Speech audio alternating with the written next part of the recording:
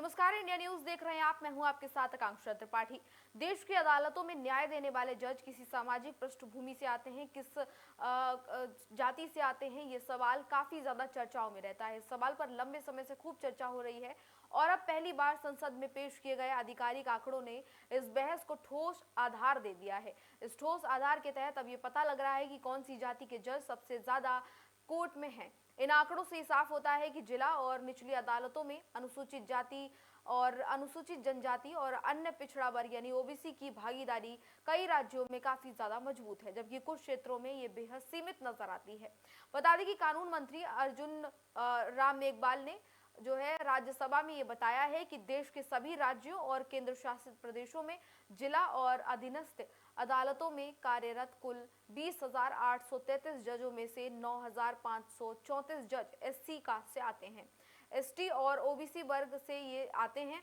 इसके अलावा अगर बात की जाए, मतलब ये सिर्फ जो आंकड़ा हमने 9,000 के आसपास का जो बताया था, ये एसटी, एससी और ओबीसी वर्ग का है, यानी कि 46% जो जज हैं वो आरक्षित वर्गों से जुड़े हुए हैं।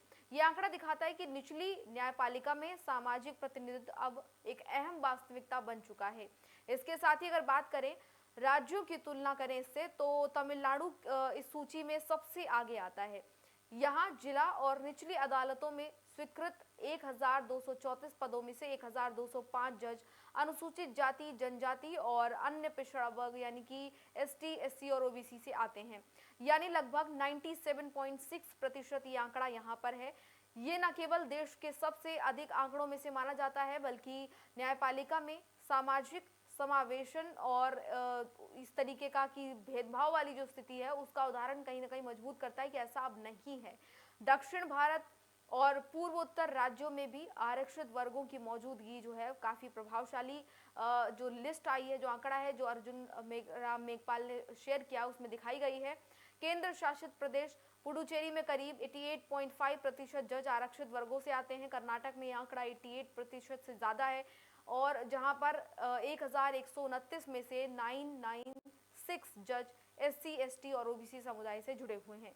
तेलंगाना में करीब 69% और मेघालय में लगभग 95% जज आरक्षित वर्गों से आते हैं, जो वहां की जनजातीय संरचना को दर्शाते हैं।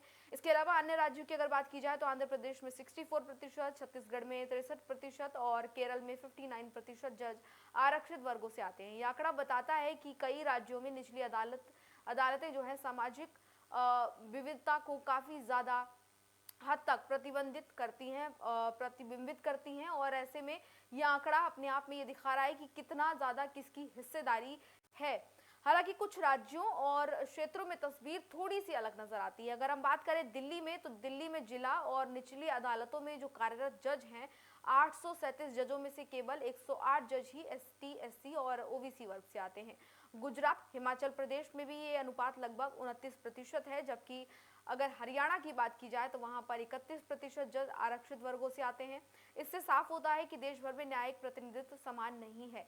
हिंदी भाषी राज्यों की बात करें तो उत्तर प्रदेश में स्थिति उपेक्षाकृत संतुलित दिखाई दी है। यहाँ पर मतलब बैलेंस सिचुएशन है। यहाँ पर 2,640 जजों में से 1,114 यानी कि करीब 54% जो जज हैं वो आरक्षित वर्गों से आते हैं। मध्य प्रदेश में भी आंकड़ा लगभग इसी तरह का है, 49%, और राजस्थान में 45% ये आंकड़ा है और पंजाब में लगभग 40%। कानून मंत्री ने यह भी साफ किया कि सुप्रीम कोर्ट और हाई कोर्ट में जजों की नियुक्ति के लिए संविधान में किसी भी तरह के आरक्षण का प्रावधान नहीं है। इसी वजह से इन अदालतों में सामाजिक वर्गों के आधार पर प्रतिनिधित्व का कोई केंद्रीकृत डेटा उपलब्ध नहीं है और तस्वीर निचली अदालतों से काफी अलग दिखाई देती है। हालांकि 2018 के बाद एक अहम बदलाव किया गया है। हाई कोर्ट के जो जज हैं उनकी नियुक्ति के दौरान अब उम्मीदवारों से उनकी सामाजिक पृष्ठभूमि की जानकारी एक निर्धारित फॉर्मेट में ली जाएगी, जिसे सुप्रीम कोर्ट से परामर्श के बाद तैयार किया गया है।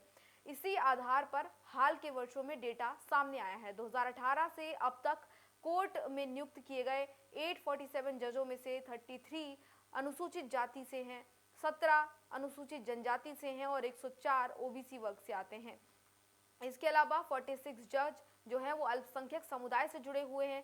इस दौरान करीब 130 महिलाओं की नियुक्ति भी हुई है, जिसे न्यायपालिका में लैंगिक प्रतिनिधित्व की दिशा में काफी ज्यादा महत्वपूर्ण कदम माना जा रहा है, यानी कि इक्वालिटी भी महत्वपूर्ण है, तो उसके हिसाब से ये एक इम्पॉर्टेंट कदम है। तो ये हमने आपको पूरा डेटा बताया कि किस तरीके से जाति विशेष के हिसाब से जजों की नियुक्ति कितनी कितनी हो रही है, किसकी कितनी हिस्सेदारी है, ये इन्फॉर्मेशन हमने आपको दी SC SC और OBC को से जुड़ी हुई।